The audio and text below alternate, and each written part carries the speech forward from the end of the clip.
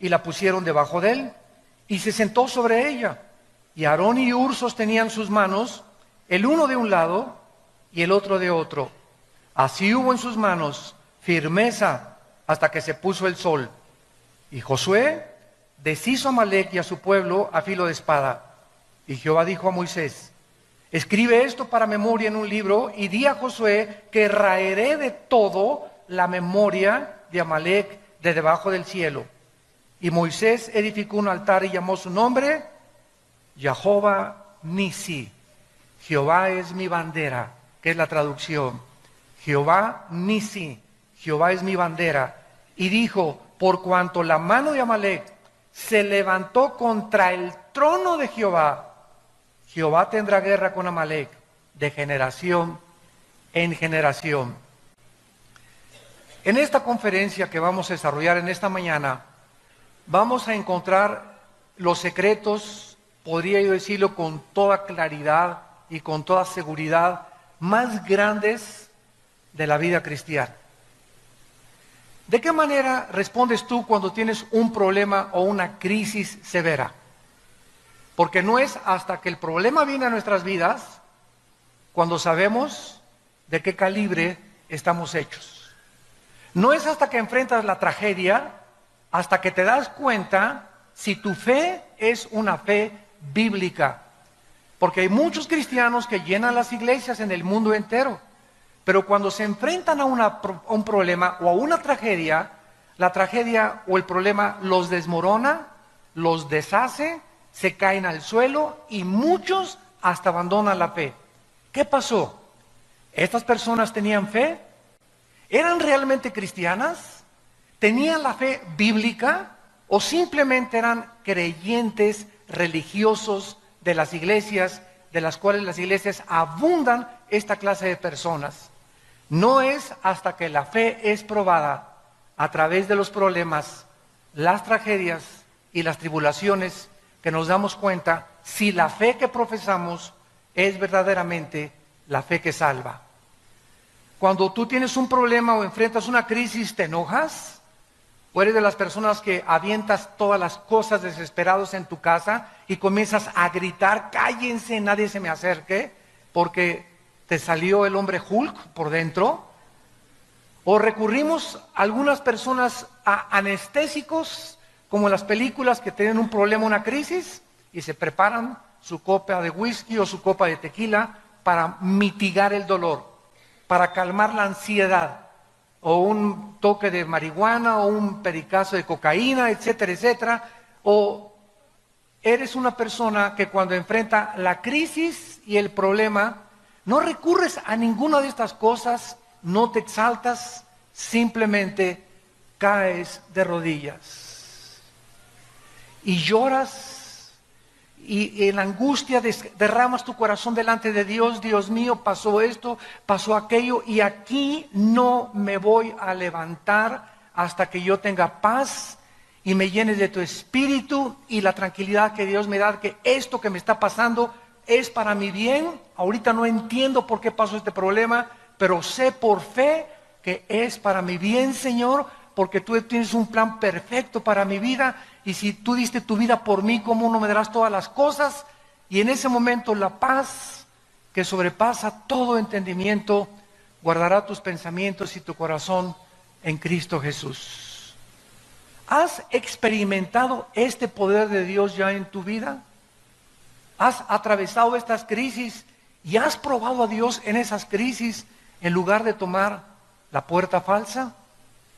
En este pasaje que acabamos de leer y que vamos a estudiar, Israel enfrenta una crisis, una amenaza tremenda. Pero lo interesante de estos versículos que acabamos de leer es que el Espíritu Santo no se enfoca tanto en la guerra que los amenazaba, en el ataque de esta tribu nómada de los amalecitas, sino que el Espíritu Santo se enfoca y en medio de este pasaje nos da el secreto para vencer cualquier problema o crisis que nos amenace. Y el secreto es la oración. La oración. Dicen en Efesios 3:20: y aquel que es poderoso para hacer que todas las cosas abunden en nuestra vida y hacerlas mucho más grandes y darnos una respuesta mucho más inimaginable que podamos nosotros cruzar nuestro pensamiento según el poder que actúa en nosotros. Dios es poderoso para responder las oraciones, pero tú no vas a poder nunca descubrir el poder de la oración si no eres una persona acostumbrada a orar. Y a orar por tus problemas, por los de tu matrimonio, por los de tus hijos, por el económicos, por el de salud. Cuando nosotros no somos personas de oración todos los días, cuando las crisis vengan, las crisis nos van a hundir, nos van a devastar, van a sacarnos a muchos del camino y muchos perderán absolutamente la brújula para seguir siguiendo a Jesucristo. Veamos en primer lugar el versículo 8 y 9 y comencemos a estudiar este pasaje. Y dice, entonces vino Amalec y peleó contra Israel en Refidim. Lo primero que tenemos que entender es lo siguiente: los amalecitas fueron la primera tribu que atacó a Israel saliendo de Egipto. En cuanto salieron de Egipto, venían hacia la tierra de Canaán. Y en el intermedio entre Egipto y la tierra de Canaán estaba el desierto. Los amalecitas eran una tribu nómada, eran salvajes, sanguinarios, descendientes de Esaú. Eran primos de los judíos. Los amalecitas tenían el conocimiento de que ese pueblo que estaba atravesando Israel y que se dirigía a Canaán era el pueblo de Dios. ¿Cómo lo sabían? Por Esaú, porque ya Dios a Jacob le había dado las promesas de la tierra prometida. Esaú era hijo de Jacob y se había transmitido la promesa de Dios a través de las generaciones. Pero los amalecitas no creyeron esta promesa, se aislaron totalmente, se volvieron salvajes y comenzaron a envidiar a Israel cuando salieron los israelitas de Egipto y se dirigen a la tierra de Canaán. Entonces ellos pensaron, ¿verdad? O van a acabar con nosotros en el camino, porque las tribus estaban en el camino de Israel. Israel no tenía ninguna intención de atacar a los amalecitas. Ellos querían simplemente llegar a la tierra de Canaán, pero los amalecitas, de una forma sanguinaria, se lanzaron despiadadamente para atacar a los judíos. Dios había ordenado el exterminio total de Amalec. Dice, por ejemplo, en Deuteronomio 25, 19, cuando Jehová tu Dios te dé descanso de todos tus enemigos alrededor en la tierra que Jehová tu Dios te da por la heredad para que la poseas, borrarás la memoria de Amalec de debajo del cielo, no lo olvides. Dios dijo, no tengan misericordia de Amalec, destrúyanlo, acaben con esta tribu porque ellos son los más despiadados y sanguinarios y ellos no se van a arrepentir jamás. Ahora bien, vemos que el rey Saúl, más adelante, fue destituido del trono de Israel. ¿Por qué? Porque cuando Dios le ordenó destruir al rey amalecita, lo perdonó. Y perdonó al ganado, y eso, dice Samuel, le costó en 1 Samuel capítulo 15 al 17, el trono y todo el gobierno al rey Saúl. ¿Quién fue el que acabó con los amalecitas? El rey David. Fue el último rey que acabó con los amalecitas. Ahora bien, después de todas estas cosas y antecedentes acerca de los amalecitas, tenemos nosotros que tratar de descifrar y de entender qué representan los amalecitas. Porque todas las cosas en el Antiguo Testamento son un símbolo, una representación de algo en el Nuevo Testamento. En el Antiguo Testamento vemos guerras, tribus atacando a Israel, cuerpo a cuerpo, y en el Nuevo Testamento cambia totalmente el panorama y el medio ambiente. Y dice Efesios 6:12, ahora los cristianos ya no tenemos lucha cuerpo a cuerpo contra nadie. Ya no tenemos lucha contra sangre ni contra carne. Nuestros enemigos no son los comunistas, ni los musulmanes, ni los ateos, ni tu suegra, ni tu vecino, ni los endemoniados, ni los nazis, ni los fascistas. Nuestra lucha ahora no es física. Tenemos que entender los cristianos que ahora estamos luchando contra potestades espirituales, contra gobernantes que controlan el espacio, los gobiernos y las mentes de las personas, contra gobernadores de las tinieblas, contra huestes, ejércitos, pero de millones de criaturas que Cristo les llamó demonios, criaturas inteligentes que están vagando alrededor del planeta Tierra sin cuerpos, porque no tienen cuerpos. Hay una historia, ¿verdad?, por qué perdieron los cuerpos en el mundo preadámico, pero estos demonios tratan de entrar a cuerpos humanos para controlar tus pensamientos, la forma como tú ves la vida, para especialmente atormentarnos. Satanás es el maestro en el arte de la tortura china.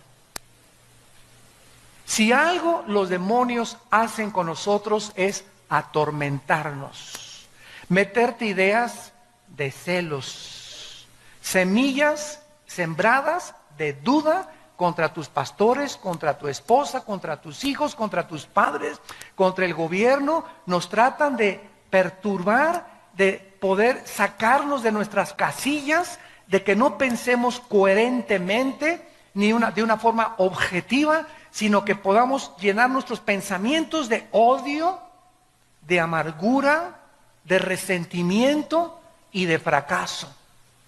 Te atormentan y te dicen: tú no vas a salir de perico perro, tú nunca vas a progresar, nunca te vas a volver a casar, todas las mujeres son iguales, todos los hombres son iguales, todos los gobiernos son iguales, y las iglesias son una bola de hipócritas, esto y el otro, no le creas a nadie. Y el mundo está gobernado, ustedes lo saben, por el odio.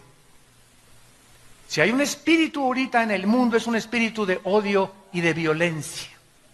Porque esta es la razón por la cual Satanás está atacando a los seres humanos, para que entre nosotros nos ataquemos unos a otros. Y este espíritu está en las iglesias. Y ahora lo vemos, y yo lo veo en mis constantes viajes, ¿verdad? Presbiterianos contra bautistas, pentecostales contra nazarenos, nazarenos contra arminianos, arminianos contra calvinistas. Y aunque haya diversidad de doctrinas en el cuerpo de Cristo, porque no todos tenemos toda la verdad, nos debemos amar, nos debemos de soportar y tolerar. Ahí me encanta en los debates que tengo en la televisión, debatir con ateos, con comunistas o con hermanos en la fe, sobre que la salvación se pierde, que no se pierde, que los demonios, que esto y el otro, pero no con el afán de demostrar, pues yo sé más que tú, ¿verdad?, sino con el afán de sacar más la verdad y poder escudriñar, investigar. Y es preciosa meternos a la Biblia y darnos cuenta que muchas cosas que sabemos, no las sabemos como las deberíamos de saber. Entonces, cuando tenemos esa mentalidad, ¿verdad?, de no de competencia, sino de que somos un cuerpo, y no importa que tú seas bautista o Asambleas de Dios o Calacuaya o Amistad Cristiana o Vida Nueva, somos hermanos en Jesucristo y debemos amarnos y soportarnos y no competir entre nosotros, ni agredirnos, ni atacarnos los unos a los otros, que es lo que el diablo quiere hacer. Casa dividida no puede permanecer. ¿Qué representan los amalecitas? De acuerdo a la mayoría de los teólogos en el mundo, los amalecitas representan, o Amalek, la carne. No a Satanás, la carne. ¿Qué quiero decir con esto? El más grande enemigo que tú tienes y que yo tengo, no es Satanás. Está dentro de mí, está dentro de ti. El más grande enemigo que tenemos nosotros está dentro de nosotros. Escúchenme bien. Y si ese enemigo que está dentro de mí y dentro de ti, yo no lo conquisto, esas pasiones lujuriosas, sexuales, de venganza, de amargura, de odio, de resentimiento, de envidia, de avaricia, si no conquisto dentro de mí estas pasiones, no puedo conquistar a nadie. Porque vamos a conquistarnos primero a nosotros para poder gobernar. Yo no puedo gobernar si antes yo mismo soy presa y esclavo de mi propia carne dentro de mí. En Filipenses 3 el apóstol Pablo escribió, porque no somos de los que confiamos en la carne. Y cuando hablamos de la carne estamos hablando de esa antigua naturaleza adámica, caída, que aun cuando somos cristianos está dentro de nosotros. Los cristianos no somos diferentes a los no cristianos, más que somos hombres perdonados, nada más. Pero los cristianos, igual que los no cristianos, seguimos teniendo pasiones, seguimos teniendo envidias, seguimos teniendo pleitos, seguimos teniendo las obras de la carne. ¿Por qué? Porque estamos en proceso de ir venciendo una por una a través de la santificación. Y por eso muchos no cristianos se espantan cuando ven muchos de nosotros pleitos entre los hermanos y envidias entre los hermanos. Y lo primero que dicen, ¿qué es? Pues no, que son cristianos. Pues sí, pero contéstale, pero no soy querubín. Entonces, tratemos, ¿verdad?, de entender esto. Somos personas, los no cristianos tienen igual que nosotros, pero los cristianos tenemos dentro de nosotros el poder de Dios, que los no cristianos no tienen. El poder de Dios para vencernos a nosotros mismos. Dice en Santiago 4, resiste a Satanás y entonces él huirá de ti. Y más adelante dice, ¿verdad? Dios resiste a los soberbios y le da gracia a los humildes. Entonces fíjate lo que dice Santiago 4. Si yo quiero resistir a Satanás, no tengo que atacarlo y en el nombre te vengo a echar y por aquí por allá, menos que haya un endemoniado. Pero no luchar así, que se han juntado cristianos, hasta el Popocatépetl fueron a sacar demonios al Popocatépetl, ¿no? Y para que ya no eruptara y bueno, tantas cosas que hacemos, ¿verdad? Tan locas. En lugar de eso, dice la Biblia que la forma en la que yo impido que Satanás entre a mi vida, en la forma en la que yo impido que Satanás me ataque, es siendo humilde. Dios da gracia a los humildes, resiste a los soberbios. Y nosotros resistimos a Satanás y confiamos en Dios. Entonces, para que podamos nosotros resistir a Satanás, tenemos que ser humildes. Y de eso se trata el estudio que vamos a desarrollar a continuación. Vamos a ver, en primer lugar, tres cosas importantes en este ataque de los amalecitas. Número uno, este ataque que le lanzaron a Israel fue cruel y salvaje. Dice Deuteronomio capítulo 25. Fue un ataque cruel y salvaje. ¿A quiénes creen que atacaron los amalecitas? Atacaron a los que iban hasta atrás de la marcha de Israel, a los enfermos, a los cansados, a los lisiados, a los desganados, a los amargados, a los desilusionados. A esos fueron a los primeros que atacaron. Dice Deuteronomio 25, versículo 17, acuérdate de lo que hizo Amalec contigo en el camino cuando salías de Egipto. Escucha, de cómo te salió al encuentro en el camino y te desbarató, ¿qué cosa? Él nos ataca por detrás. El diablo es un cobarde y sabe que dentro de nosotros tenemos este enemigo. Y este enemigo que tenemos dentro, que es la carne, es bien traicionera. Y si un pastor o un cristiano está cansado y no descansa y no ha tomado vacaciones y no se fortalece, contra ellos viene el ataque. Pero el cristiano que tiene comunión con Dios diario, que está leyendo la Biblia diario, que está analizando su vida todos los días, está fortalecido en el espíritu y la carne comienza a debilitarse.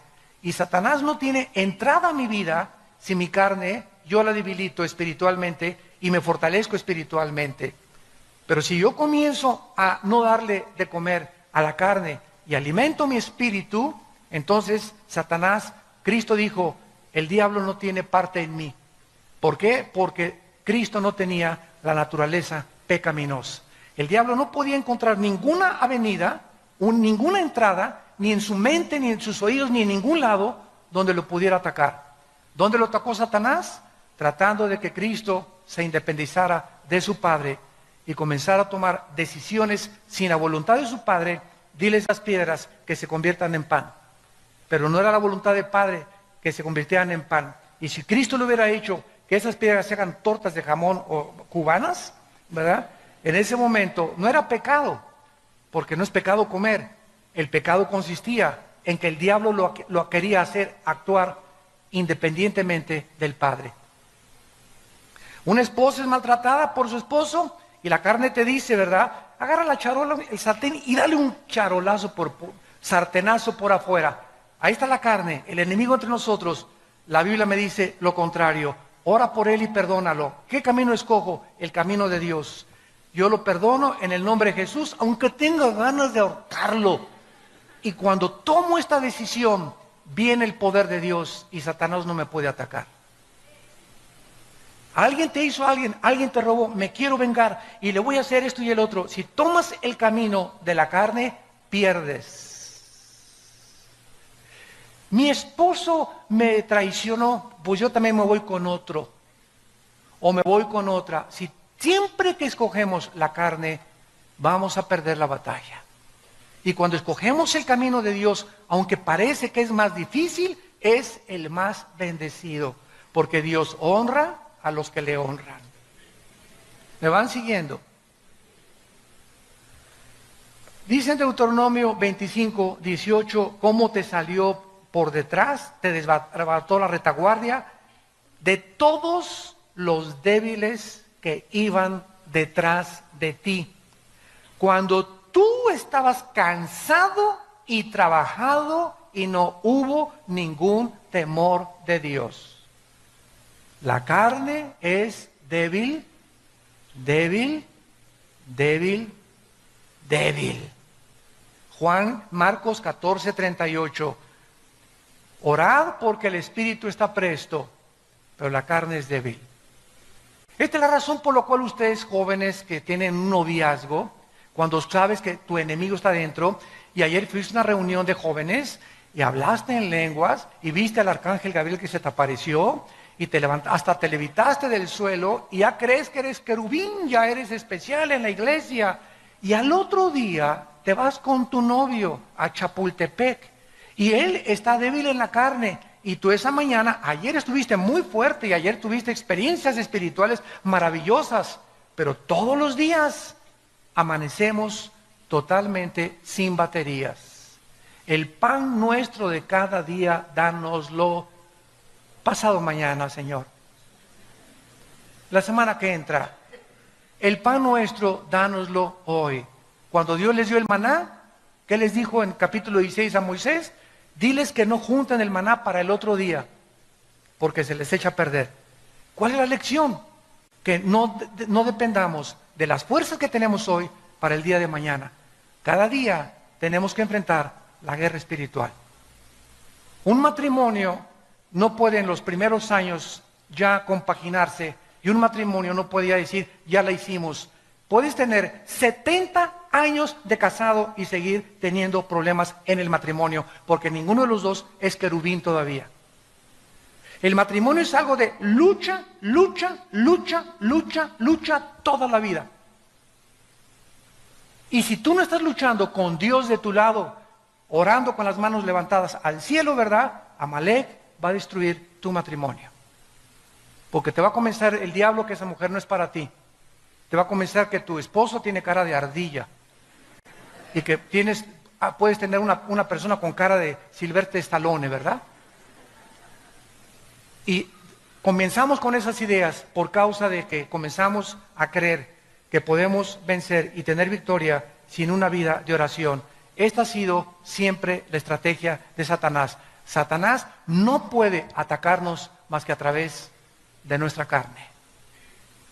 Es la carne la que tenemos que crucificar. Es la carne la que tenemos que hacer morir. Es la carne la que Él usa para poder manipularnos y controlarnos. Miren ustedes en Colosenses capítulo 3, en el Nuevo Testamento, el consejo que Pablo le da a la iglesia. Colosenses capítulo 3, versículos 5 y 6. Y dice Pablo, hagan morir. ¿Qué dijo Dios a Amalek?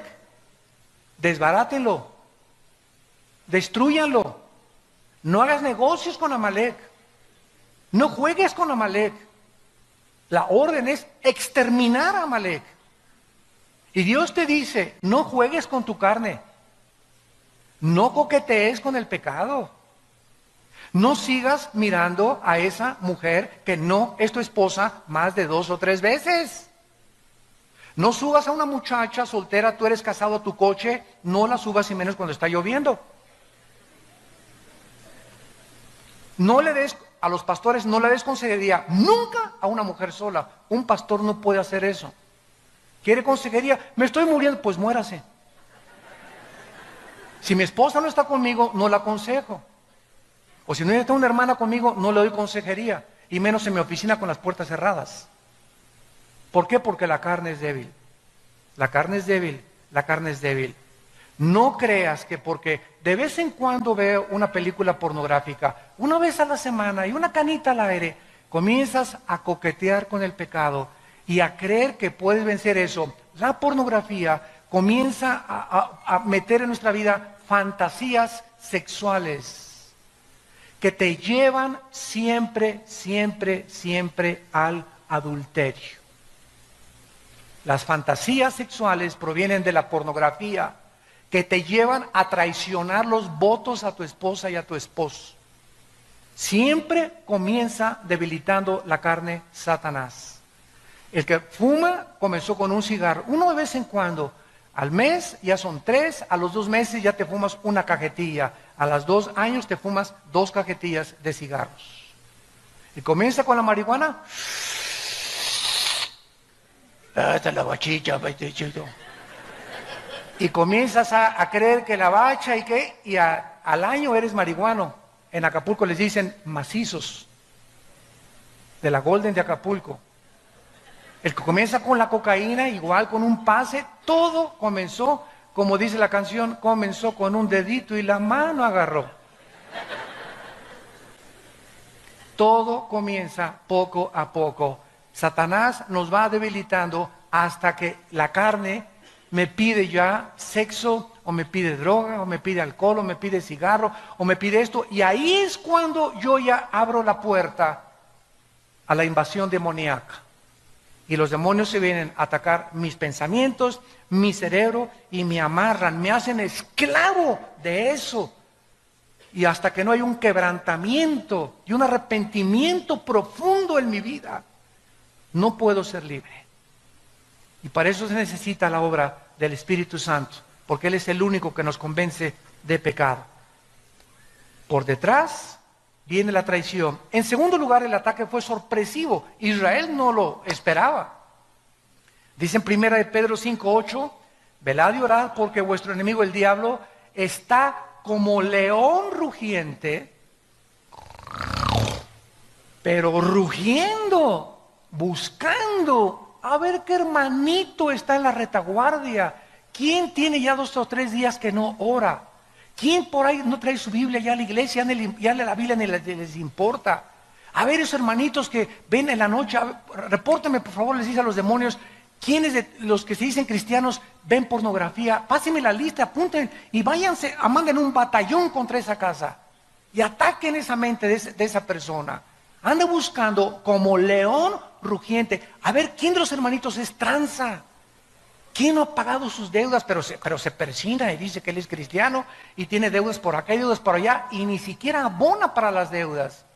¿Quién se iba a cassettes y libros de librería sin pagar? Búscame esos hermanitos y Satanás comienza a tratar de devorarte. Él no viene a lastimarte, viene a acabar contigo. No tiene misericordia Satanás ni los demonios contra nosotros. ¿Y qué pasó? Ay, pues Señor, el diablo, no le eche la culpa al diablo. Le abrimos la puerta a través de la carne, de la debilidad de la carne. Entonces, así es como los atacó Amalek. Fue un ataque sorpresivo. En tercer lugar, fue un ataque con el propósito de exterminar a la nación judía. Cuando nos atacan los enemigos, vienen con el propósito de acabar con mi vida. Si acaban con mi vida, acaban con mi matrimonio. Si acaban con mi matrimonio, acaban con mis hijos.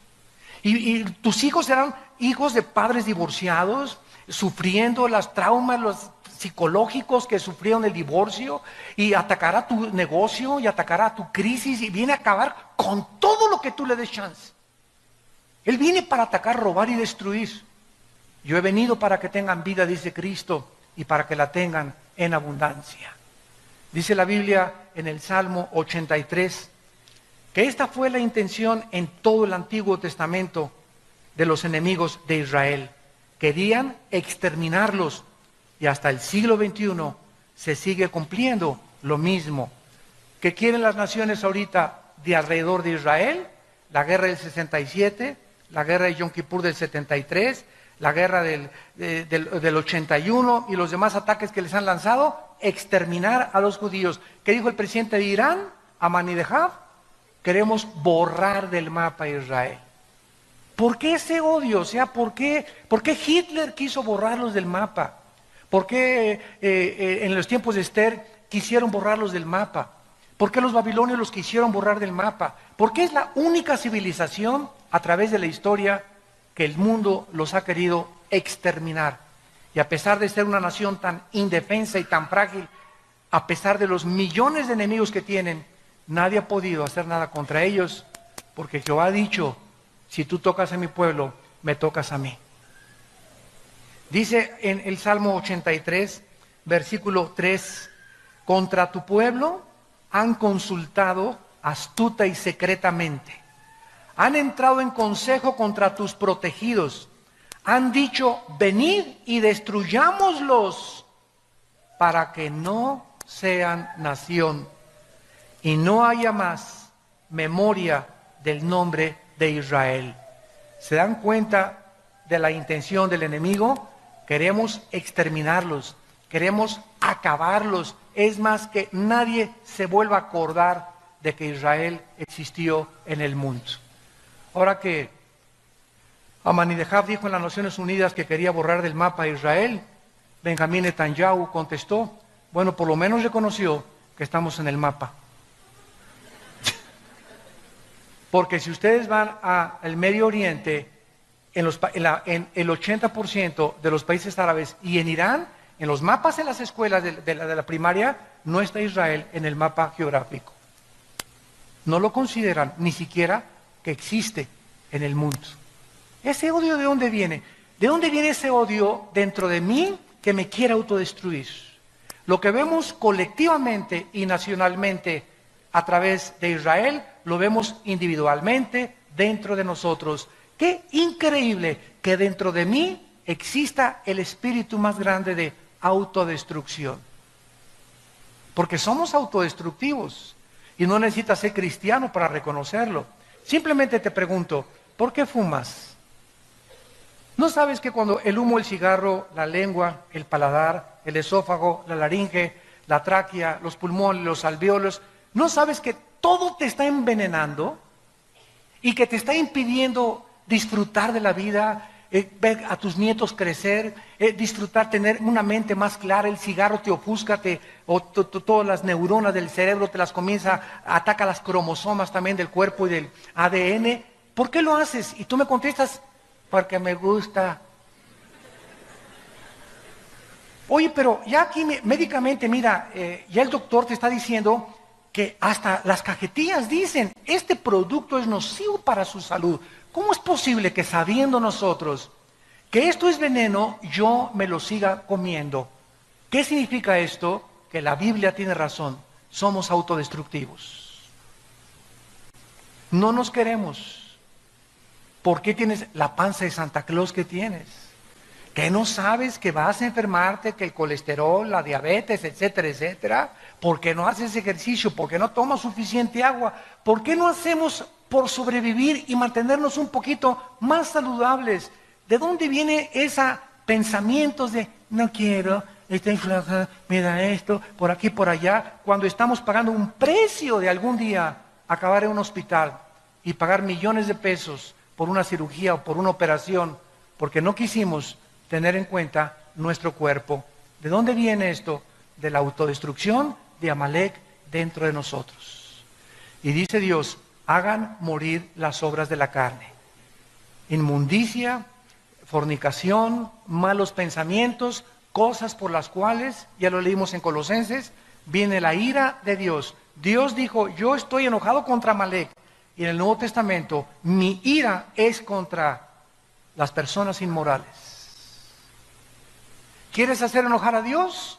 A través de la inmoralidad lo haces enojar. Y te va como en feria, no sabes el precio que vas a pagar. ¿Por qué? Porque va a destruir tu vida. La pornografía es como una termita que se mete entre nosotros y nos deshace moralmente. Hace poco acaban de entrevistar a un candidato a la presidencia y reconoce que ha tenido amantes. Y se ve como una naturalidad tremenda, ¿verdad? Los políticos en Estados Unidos, por todos lados. Divorcia el mundo la moral de las obras que ellos hicieron. Es que este hombre hizo esto, hizo puentes, hizo construcciones.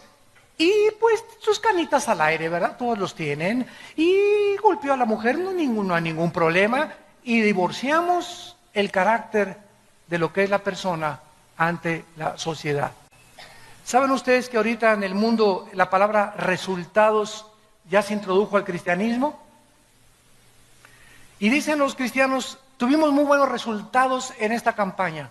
Y saben una cosa, la palabra resultados no existe en la Biblia. Una máquina produce resultados, una computadora produce resultados, un robot produce resultados, pero un organismo vivo produce fruto. Solamente los organismos vivos producen fruto. Entonces nosotros no estamos para producir resultados, sino fruto. Apocalipsis 2, del 1 al 4. Mira la iglesia de Éfeso. Yo sé que eres celoso y repartes folletos y das tu diezmo y vas a la iglesia y cantas aleluya y vas a la misa de 7 de la mañana y te bautizas y esto es el otro, bla, bla, bla. Y ninguno de estos resultados los quiero porque tengo contra ti que no amas a nadie. Has perdido tu primer amor. Entonces vemos que muchos políticos, muchos cristianos tienen resultados. Hicieron una iglesia grande, o políticos hicieron obras grandes, todo, ¿verdad? Resultados. Y Dios no busca lo que hacemos, sino lo que somos. Lo que somos. El carácter de tu vida es lo que le interesa a Dios. Lo vamos a ver en la segunda conferencia que voy a hablar sobre Juan 15, la vid y los pámpanos. Ahora regresamos a nuestro pasaje en penúltimo lugar y vemos el meollo de lo que queremos estudiar. Moisés le dice a Josué, y en ese tiempo Josué era joven, pero muy bien entrenado, para que Moisés le haya dicho, hazte cargo de la lucha contra Amalek y dirige tú las tropas, es porque Josué ya era un joven entrenado en el cual Moisés confiaba. Pero vean esto maravilloso. Le dice, ve y pelea con Amalek. Mientras tú estás peleando ahí en el campo de batalla, Josué, yo voy a subir a la colina, a un montecito. Y allá en el montecito, ¿verdad? Voy a subir con la vara de Dios. La vara de Dios representaba el poder de Dios. Y de una forma increíble y profunda, dice la Biblia en el versículo 10, entonces Josué, como le dijo Moisés, peleando contra Amalek, y Moisés, Aarón y Hur, tres personas, subieron a un monte, al cumbre del collado. Y sucedía que cuando alzaba Moisés la mano, Israel iba ganando la guerra. Mas cuando Moisés bajaba la mano, Israel comenzaba a perder la guerra. ¿Qué es lo que Dios nos está enseñando a través de este retrato espiritual? Que lo que sucede en el mundo no se gana a través de la fuerza, ni del poder militar, ni de la economía, ni de tus recursos financieros. Lo que sucede en el mundo y lo que determina la victoria en tu familia, en la ciudad, en la política, en una nación, es algo que repercute en el cielo.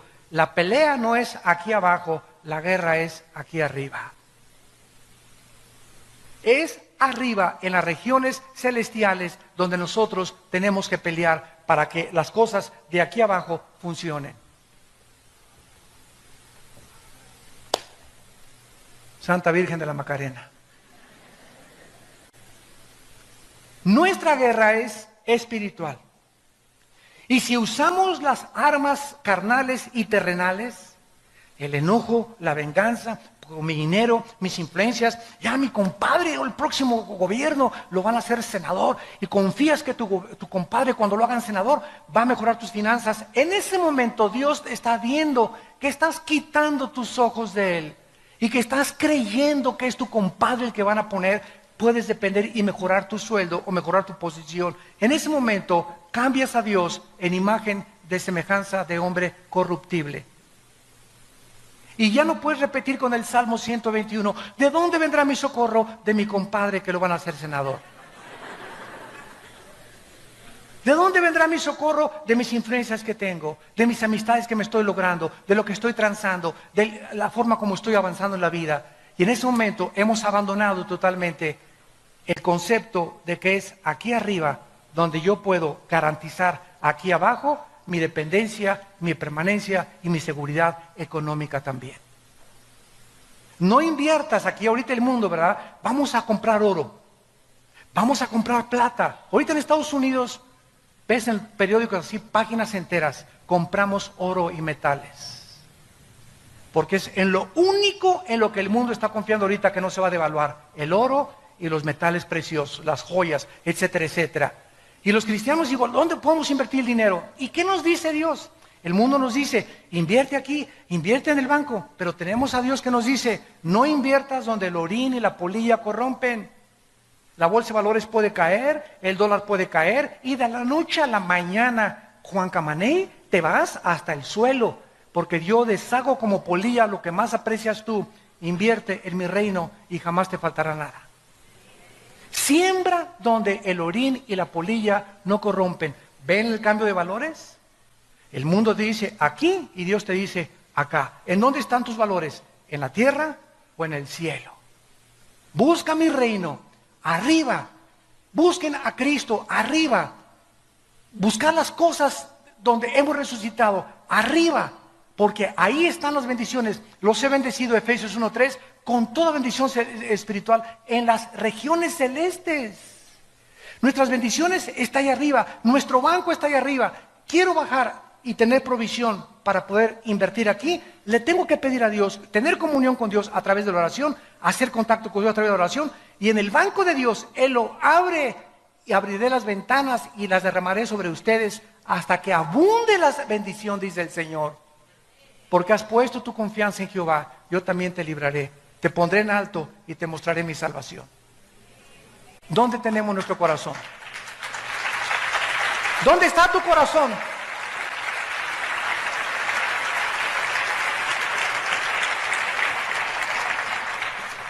Dice en Proverbios capítulo 21. Proverbios capítulo 21. Y estos conceptos, hermanos amados, espirituales, tienen que ser una realidad en tu vida, para que salgas del pozo de la desesperación, para que salgas de esa vida de aflicción, de tormento, de pobreza extrema, donde yo no voy a salir nunca de perico perro, y así me hizo Dios, y así me voy a morir. Tienes que cambiar tu manera de pensar y poner tus ojos y entender ¿en dónde está la guerra? ¿En dónde tenemos que pelear? Dice Proverbios 21, versículo 30 y 31, no hay sabiduría. No consultes a los astrólogos ni a los eruditos científicos y matemáticos, políticos, antropólogos. No hay sabiduría en este mundo. No hay inteligencia, ni Stephen Hawking, ni Sócrates, ni nadie. Ni consejo. No hay nadie que te pueda aconsejar mejor que Dios. El caballo se alista para el día de la batalla, mas Jehová es el que da la victoria. Nos podemos preparar y hacer esto y planes, pero no van a depender de mis planes, de mis relaciones, de mis recursos. Va a depender de mi relación con Dios. Todo viene de arriba. Vean ustedes ahora Salmo 33, versículo 16 y 17. Y dice así, Salmo 33, del 16 al 17. Vano para salvarse es el caballo. La grandeza de su fuerza a nadie podrá librar. He aquí el ojo de Jehová sobre los que le temen, sobre los que esperan en su misericordia, para librar sus almas de la muerte y para darles vida en tiempo de hambre. Santos de Dios, ¿cuál es el propósito por el cual Dios escogió a Israel? Él hubiera escogido a los italianos, a los mexicanos. Ellos no son mejores que nosotros, no son más inteligentes que los árabes. Simplemente Dios escoge a un pueblo en un punto geográfico de la tierra para que la atención del mundo se enfoque en ese pueblo y veamos en ese pueblo los milagros de Dios, de sobrevivencia de ese pueblo, a pesar de que todas las circunstancias estaban y han estado siempre en su historia en su contra. En la guerra del 67, los 7 días del 1 al 7 de junio de 1967, los rodearon 20 millones de árabes, a los judíos. En la ley de las probabilidades, matemáticamente tenían 10 a la 12ª potencia de probabilidades de salvarse, que es infinitamente imposible. No había posibilidad de que se salvaran, eran demasiados contra ellos. Y en 6 días los judíos hicieron una obra de la milicia y un ataque, y la forma como respondieron, que ningún experto militar ni los jefes de West Point en Estados Unidos han podido decir cómo es posible que hayan podido sobrevivir. Y todavía el 7º día, ¿por qué creen que terminó en 6 días? Porque el 7º tenían que descansar. Hasta con eso, ¿verdad? Entonces, simplemente Israel es un ejemplo nada más del poder de Dios. Y ahora Israel está en la banca. Se van a seguir cumpliendo las profecías. Ahora Dios ha tomado un pueblo de judíos, griegos, italianos, mexicanos. Ahora ya no hay judío, no hay gentil. Ahora somos nosotros la iglesia. Y a través de nosotros Dios está mostrando la multiforme sabiduría que está en nosotros. Los ángeles, dice Efesios 3, están aprendiendo de nosotros, de la forma como reaccionamos, la fe que tenemos, porque para los ángeles no hubo gracia. Los ángeles no conocen la misericordia. Ellos pecaron y los condenó Dios. No hubo gracia para los ángeles. ¿Por qué no hubo gracia para los ángeles? Porque ellos veían a Dios y nosotros somos un pueblo que no vemos a Dios. Estamos en desventaja a los ángeles, y a los que mucho se les da, mucho se les pide. Ellos fueron criaturas que veían a Dios todos los días, cara a cara. ¿Cómo no iban a tener fe si no iban a ver a Dios? Nosotros somos un pueblo que no vemos a Dios, pero que creemos, y eso es lo que le agrada a Dios, que lo que creamos aunque no lo veamos. Simplemente creer lo que Él dijo en su palabra. Y esto es exactamente lo que sucedió con Amalek. Ellos comenzaron a darse cuenta que no es con espada ni con ejército, sino con mi espíritu, dice el Señor. Moisés sube a orar a la colina y comienza a prevalecer. Lo que sucede en el campo de batalla determinó lo que Moisés hacía en la colina. Mi vida de oración va a determinar la felicidad de mi matrimonio. Mi vida de oración va a determinar la salud y la protección de mis hijos. Mi vida de oración y comunión con Dios va a determinar mi prosperidad en mi negocio. Porque Dios me quiere prosperar, Dios me quiere bendecir, no para enriquecerme a mí, sino para ser yo un canal con lo que Dios me da para bendecir más su obra. Porque Dios tiene que buscar canales de bendición. Podían bajar los ángeles y hacer la obra de Dios, y los ángeles construir iglesias, y los ángeles predicar el evangelio, pero a Dios le agradó a nosotros usarnos para su gloria. Es Dios el que quiere usar a la iglesia ahora. Y finalmente, vemos que Moisés también, dice la Biblia aquí en Éxodo, versículo 17, se cansaba. Versículo 12, Éxodo 17, 12, y las manos de Moisés se cansaban, por lo que tomaron una piedra. Deuteronomio 32, tú eres la roca. Efesios 2:20, la piedra es Jesucristo. Cuando Pedro le dijo a Cristo, tú eres el Mesías, el Hijo del Dios viviente. Y Cristo le contesta, tú eres Pedro, y sobre esta roca edificaré mi iglesia. No estaba diciendo que sobre Pedro, estaba diciendo sobre la roca que es Jesucristo. Sobre él está, él es la piedra del ángulo, no un hombre. Él es la piedra del ángulo, él es la roca. ¿Qué simboliza esto? Que la vida nos cansa. ¿No es verdad? Yo llego, créamelo, en estos viajes que he tenido últimamente, llego así a mi casa, ya la casa de ustedes donde vivimos, y llego cansado del avión, manejado, problemas por acá, esto y el otro, guerras espirituales, a veces problemas con los hijos, etcétera, etcétera, y cae uno así desguanzado, paz, y caigo, me pongo mis cojincitos para no lastimarme más mis rodillas, y ahí hincado, ¿verdad, Padre Santo? A implorar, a veces lloro ahí 15 minutos, 20 minutos, Señor, ya no puedo, Señor, y no quiero pensar ya en nada, Padre, ayúdame. Y conforme más tiempo oro y más tiempo oro, comienzo a sentir cómo me levanta algo sobrenatural. Y después de media hora, 40 minutos de estar con el Señor, como que de repente cambió todo el panorama y todo lo ves ya un poco más claro. ¿Por qué? Porque nos cansamos. ¿Quién no se ha cansado de vivir? ¿Quién no está cansado del matrimonio, de los hijos, del problema, del gobierno, de la economía? Todos nos cansamos, somos seres humanos. Necesitamos a Cristo. Vengan a mí todos ustedes, los que están trabajados y cansados, y yo los haré descansar. La roca sobre la cual Moisés se sentó representa a Cristo. Tenemos, aparte de que estar orando continuamente, tenemos que descansar en el Señor. Y lo más maravilloso de esto es que ya sentado Moisés sobre la piedra, se le cansaban las manos.